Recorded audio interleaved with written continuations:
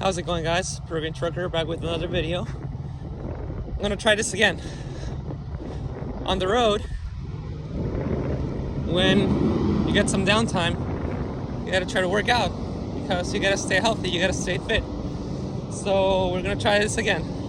Here we go.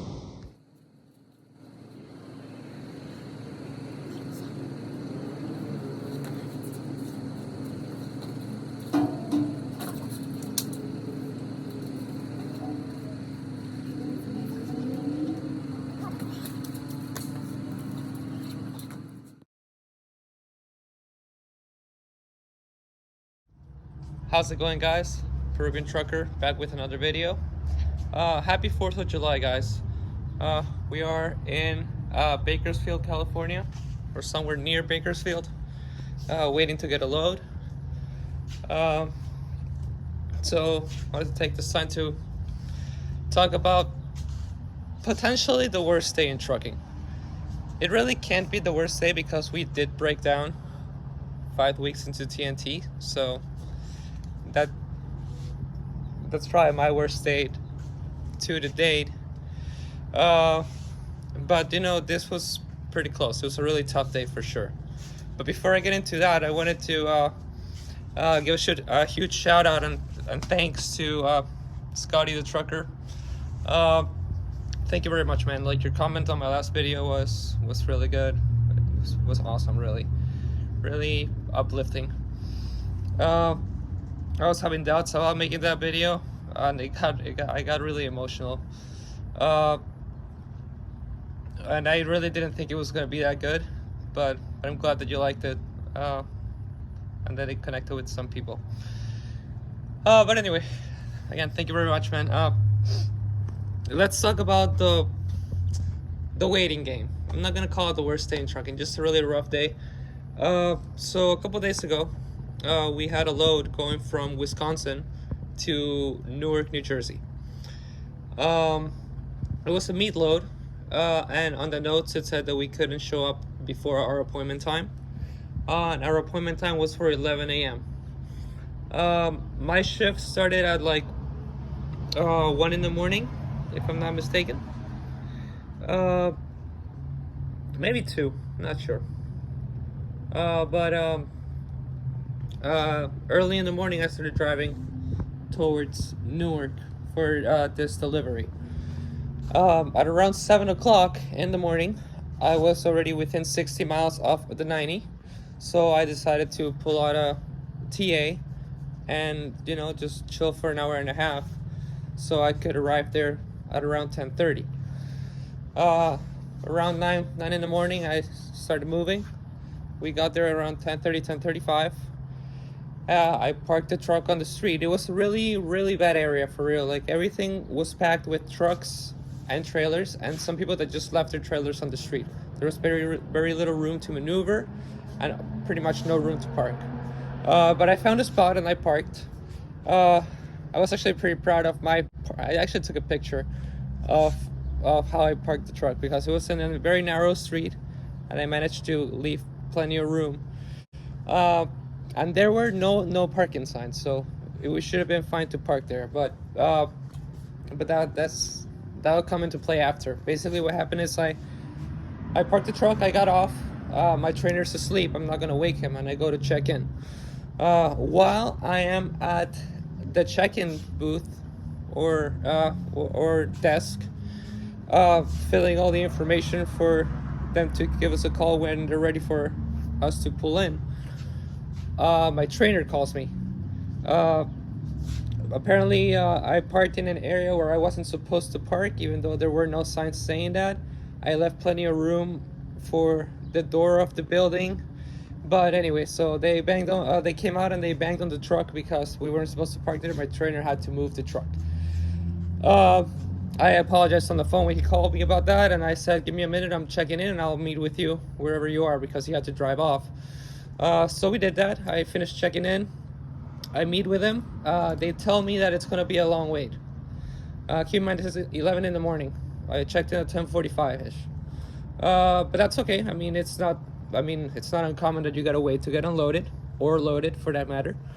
But that's fine. But the thing is that we're in Newark. It's very tight streets, and this particular area was already filled with trucks, so we had to drive about a mile, maybe a little more, off that area, or away from that area to find a good parking spot. And even then, there weren't any parking spots. We ended up finding a spot. There were no signs saying that we couldn't park there. It was just next to a gate before some train tracks, and I'm driving, so I decided like this looks like a spot where we're not gonna get towed. It looks like we have plenty of room.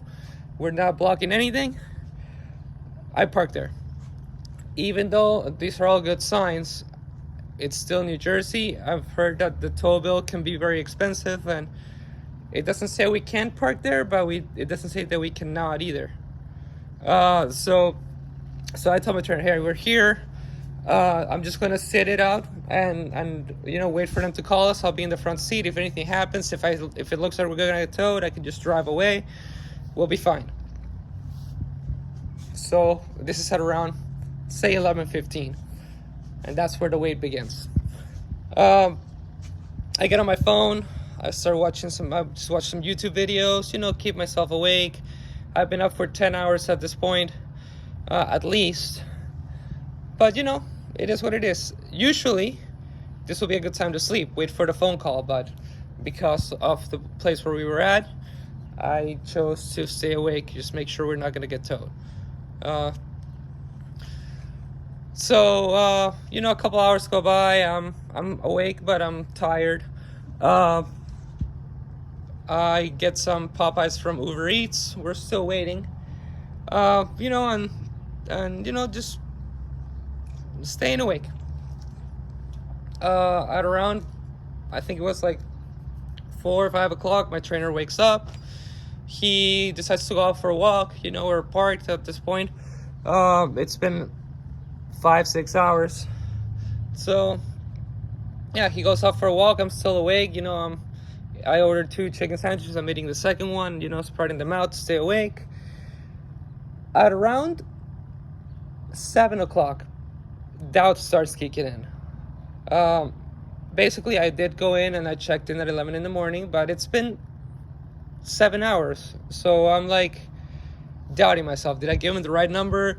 Could it be that we lost our spot in line? I did my macro and everything, but I'm still worried that, if we miss that appointment, God knows how long it's going to take for them to like reschedule us to get unloaded.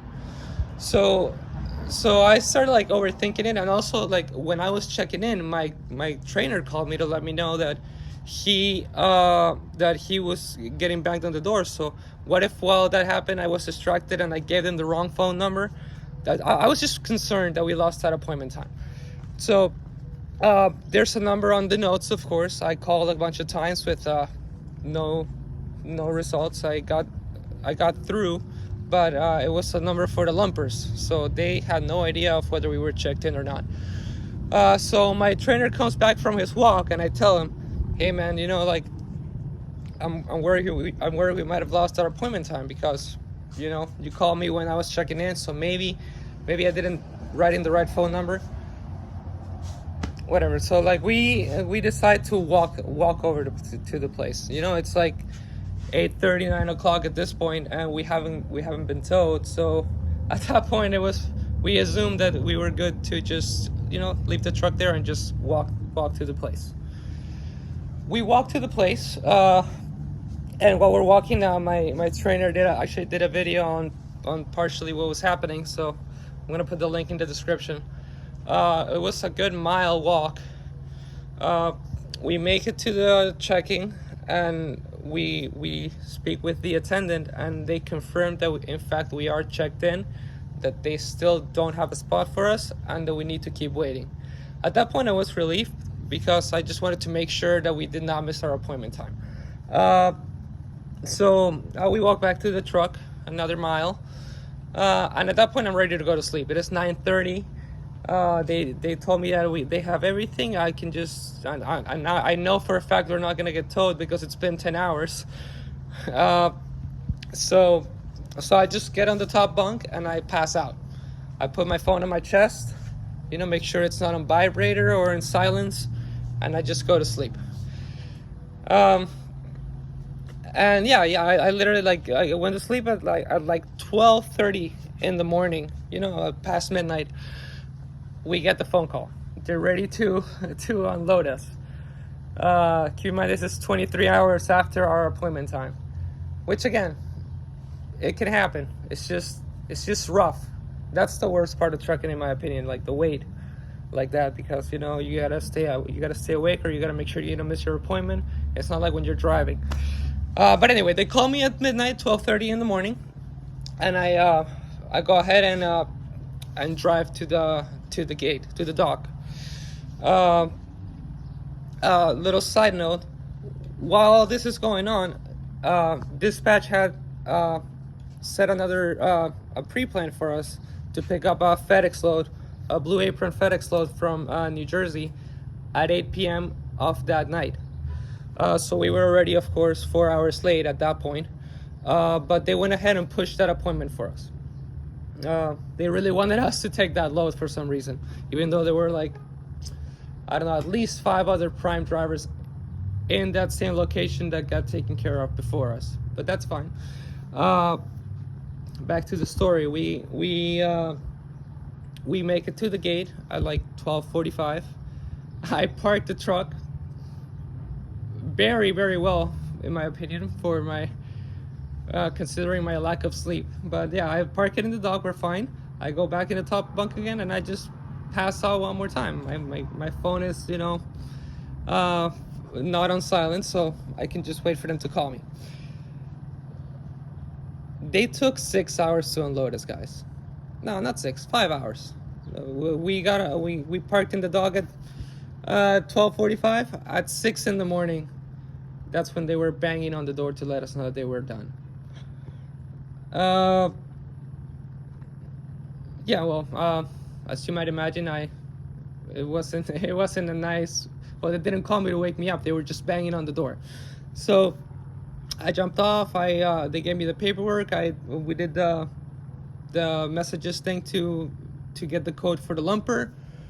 We paid for the lumper, and then we were on our way. By the time this whole ordeal was done, it was 6:30 in the morning. So the pre-plan that they had set for 8 o'clock the night before, they still wanted us to take that load. So as soon as we were done with this, which is surprising, it's the fastest I've seen a dispatch update the pre-plan, or update basically update the pre-plan. Like right away they had the FedEx load in the system for us to go there, and they kept messaging us like, hey, what's going to be your ETA? Let us know how long it's going to take, because they needed, you know, FedEx loads, there's basically no time to rest. You got to run that load all the way through. But it was already late, so like, I mean, when they asked us how long it was going to take, we gave them like 2 hours on top of what it should have taken, because we're worn out at this point. You know, we've been up, or mostly been up for 24 hours almost. But anyway, so as soon as we dropped off the meat load at 6 in the morning and we're done, we're heading on to, well, I'm still driving. It's still my shift. I still have time, you know, like, I mean, it makes no sense. And also my trainer was taking his 34, so it makes no sense for him to drive. So I drive all the way to the FedEx location. I don't know if you guys know it. It's in Linden Avenue in New Jersey. There's a Walmart next to it. There's a Chick-fil-A and a Panda Express, but it's 7 in the morning, so there's not that many options for breakfast other than Chick-fil-A. But we get there, and we park at the location, and it was a drop and hook, so we had to drop our trailer and pick up the trailer that they had loaded up for us. And keep in mind, guys, at this point I did get some sleep between, you know, 9 at night and midnight, and then a little bit between 2 in the morning and 6 in the morning. But I'm still over it. So I mean, I'm over it, but at the same time, my trainer's taking his 34, and I had some sleep, so I'm fatigued, but I'm not tired. I can drive, but I'm just over everything.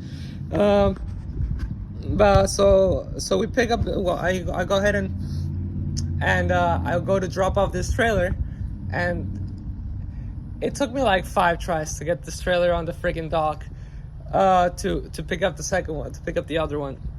And you know, it's 7 in the morning. The one of the employees in that facility is like waiting for me to park the trailer so he can lock it in place.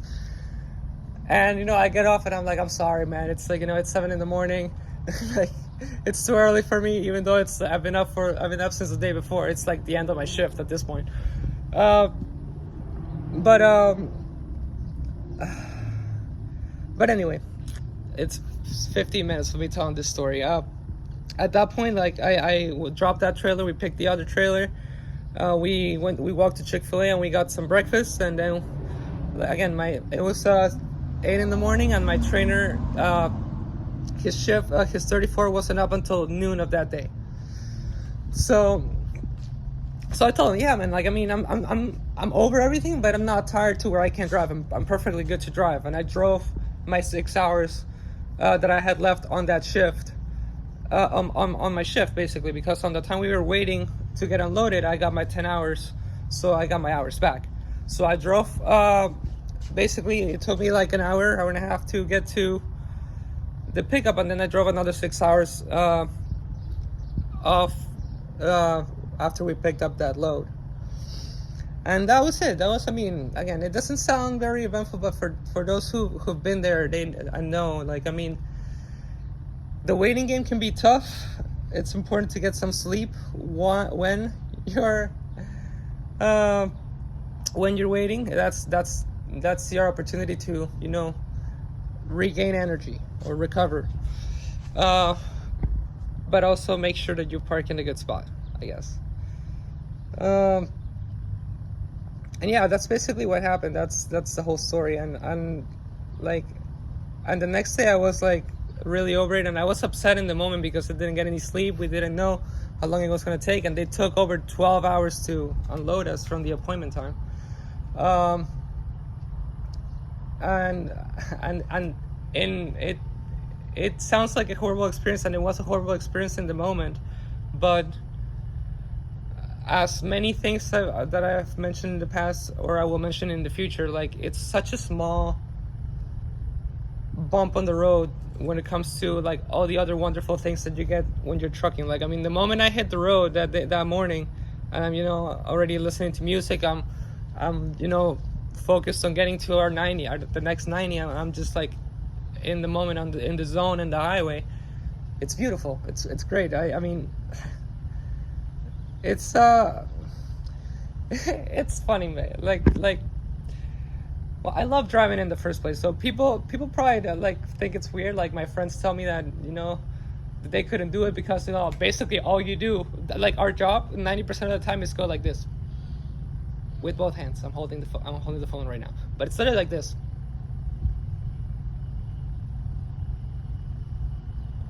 That's our job 90% of the time. And for me, that's just great. Like, I love it, like, because I'm in the zone. Like, I'm like I have my music playing in the background, and I'm like going for it, you know. And there's no other job that I have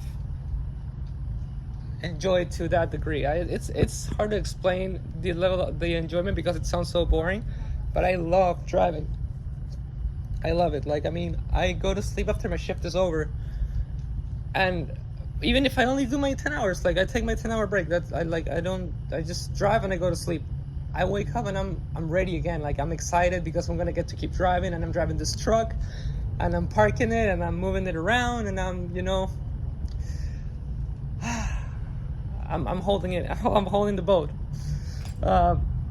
if that's the right phrase. But yeah, and like, I mean, waiting at facilities can be annoying sometimes, but it's less than 5% of the time, and even when it's annoying, it's a small price to pay for being able to drive the truck and be on the road out there looking at the scenery, and, you know, and getting the job done.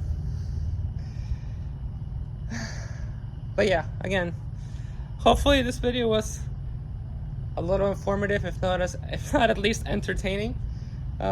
Most of my videos are me just pouring out my emotions on how I feel about stuff, I think.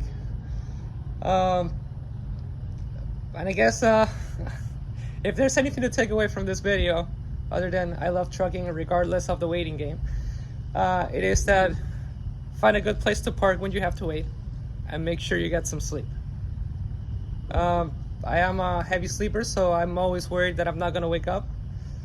But if that's the case, if that's what you think it's just gonna be, just do what I do. Put your phone under the pillow next to your face, or like over your chest, and as loud as you can, and get the hours of sleep whenever you get a chance. Because when you're solo and you get that next load after you've been waiting, you're gonna be in trouble if you didn't sleep. You know. And yeah, guys, I'm gonna try to make shorter videos. Actually, no, I'm just gonna keep making videos as I try, and I hope you like them, and I hope this was helpful or entertaining to a degree. And I'll catch you guys on the next one. Once again, thank you, Scotty, for your comment on the last video. And also thank you to Truck Money BG for pushing me to make some videos. I'm gonna try to come up with other content. I wanna come up with another segment. I'm gonna talk about that in the short video after this. I think it's gonna be funny and engaging, but we'll get into that in another video. Thank you for watching. I'll catch you on the next one. Bye.